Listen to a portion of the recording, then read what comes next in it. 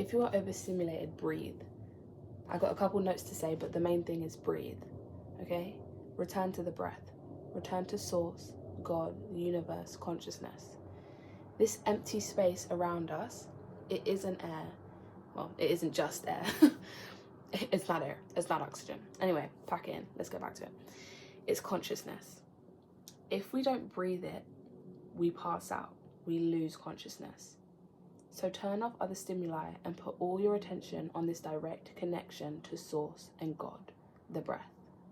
Close your eyes, put on your headphones, or go out in nature if you are able to, if you are blessed enough to be able to, and just breathe. Let your thoughts float by. Don't do anything. You know when you're bored as a kid and you didn't have a phone? You just stare at the ceiling until an idea or a solution or a fun thing to do came into your head. Tap into that now. The opposite of overstimulated is understimulated. Let me say that again. The opposite of overstimulated is understimulated. It's so simple. It's so simple. It's just a law of polarity, of duality in this life. Although the true essence of God is everything is one. But anyway, let's not get into that. On this physical plane, duality is such a real thing. The yin and the yang, masculine, feminine. Okay? So no, if you are overstimulated, the way to create balance is to allow yourself to be understimulated.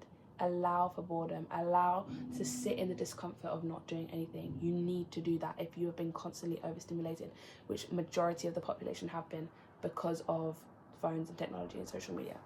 So be understimulated. Let your mind race, but don't react. Know that you are not your thoughts and there is no need to attach to them. I was just about to say, as you sit in silence. And now I've got a moment of silence. And I haven't had silence this whole video because my mum's hoovering downstairs. Wow. As you sit in silence, in the stillness of God, in boredom, your brain will be racing with thoughts. This is a good thing. Anybody that tries to tell you that meditation is being thoughtless, no, that is the end product of meditation. That is the result. That is the effect. The actual cause, the actual act of meditation is not being thoughtless at all. It is remaining still and remaining in your awareness while your brain is racing.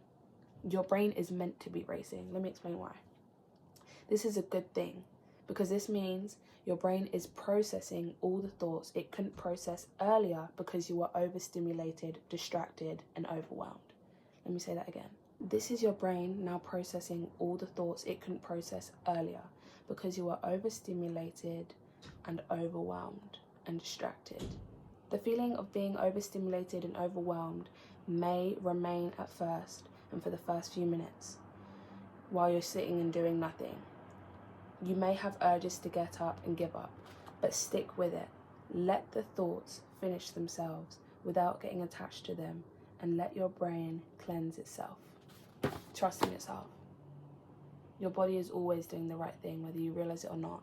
So just allow it to do the right thing. Stop trying to, this physical realm is the effect. The spiritual and mental is the cause. So stop trying to change an effect by changing an effect. Neuro knowledge. You've got to tap into that mental, that spiritual, and sit with it and get to know it. Because some people, they try and tap into that spiritual realm and control it straight away. They don't get into a flow state. You've got to connect with it first. Some people sit with it like this, but they're still in beta alpha brainwaves. You need to be in alpha theta brainwaves.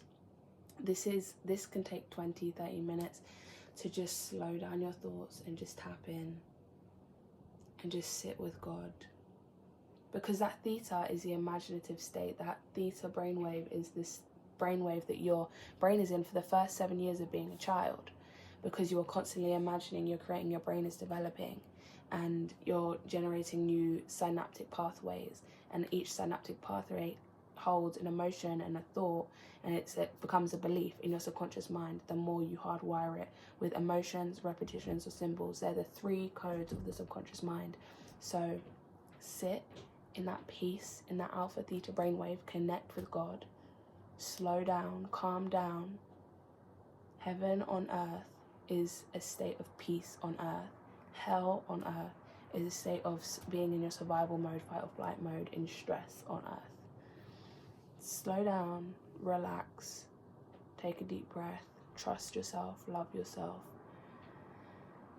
and just sit in the stillness of God and allow your thoughts to run, allow your thoughts to process themselves. They're just unfinished thoughts finishing themselves. That's what meditation is, allowing your brain to filter, to process. Because if you don't, all those unfinished thoughts are just building up in themselves, and then they just get pushed in your subconscious mind. But your subconscious mind is where reality is projected from. So if you have all these unfinished negative thoughts in your subconscious, do you really want all of that to be projected into your reality? No.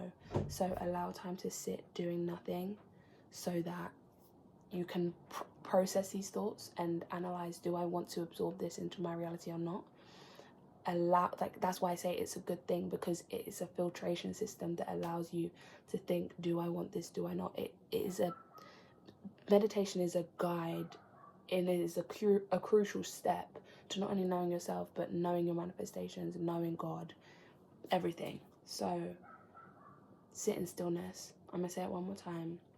If you are overstimulated, you need to be understimulated, and you need to sit in the stillness of God.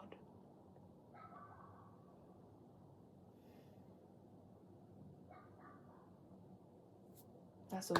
Have a great day.